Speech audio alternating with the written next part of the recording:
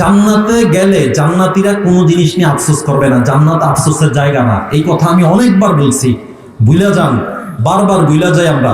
এই কথা বহুবার বলছি, বহু জায়গায় বলছি, আমরা ভুলে যাই, এই জন্য আবার স্মরণ করানো। জান্নাতীরা জান্নাতে যাওয়ার পরে কোনো জিনিস নিয়ে আফসোস করবেন, এটা তো আফসোসের জায়গা না। আপনি আফসোস করবেন কেন? যা চাইছেন তাও পাইতেছেন, যা চান নাই তাও পাইতেছেন।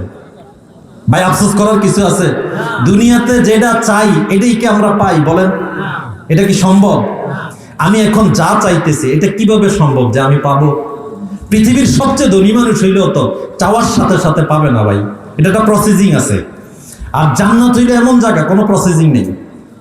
অর্থাৎ আপনি বৈশা রয়েছেন, এই এখন আপনার মন চাইছে আল্লাহ আমি কোয়েল ফাঁকি দিয়ে খামু, কোয়েল ফাঁকি, সাথে সাথে কমপক্ষে 70 প্লেট। বিভিন্ন কিতাবের মধ্যে আসছে জান্নাতীদের সামনে একবারে যে খানা আসবে কমপক্ষে 70 প্লেট আসবে। কয় প্লেট?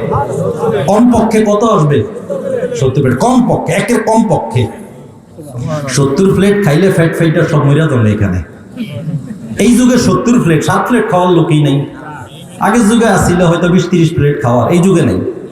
70 প্লেট খানা, অর্থাৎ আপনি শুধু কল্পনা করছেন আল্লাহ আমি কোয়েল পাখি খাবো, একটা কথার কথা দেখাচ্ছি আর কি, সাথে সাথে 70 প্লেট চলে আসছে, আপনি এক থাবাতে খায় শেষ।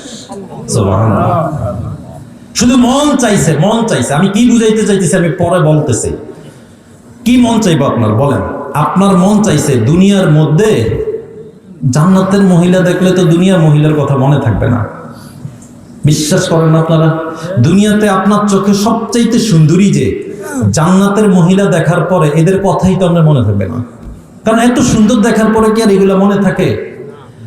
যদি আপনার কারো কথা মনে থাকে, একটা কথার কথা দেখাইলাম, মনে করেন আপনার কারো কথা মনে আছে, আপনি আল্লাহর কাছে চাইছেন যে ওনার মতো আমার একজন বিবি দরকার, এই শুধু চাইছেন, চাওয়ার সাথে সাথেই তো আপনার কাছে উপস্থিত। বলেন আচ্ছা এই জায়গার মধ্যে কি আফসোস করার কোনো কিছু আছে?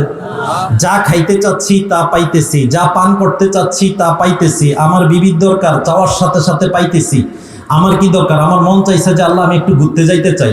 জান্নাতের পরিবেশ কোরআন হাদিসের মধ্যে স্পষ্ট আছে, এটা যে কেমন হবে। সুবহানাল্লাহ। নহর থাকবে, নহরের দুই পাশে গাছ থাকবে, ফলের গাছ। নহর মানে খাল, খাল থাকবে, খালের দুই পাশে ফলের গাছ থাকবে, ফলগুলো একেবারে সামনে এইভাবে ঝুলন্ত থাকবে। গাছের এক একটা পাতায় এক একটা মিউজিক দিবে, এক একটা পাতা এক একটা কি দিবে? মিউজিক দিবে। দুনিয়ার মধ্যে মিউজিক হারাম, জান্নাতের মধ্যে মিউজিক হারাম না।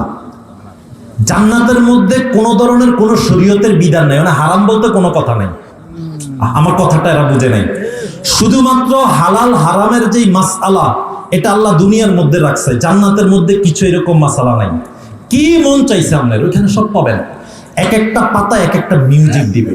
আহ সুবহানাল্লাহ, কেমন হবে বলেন?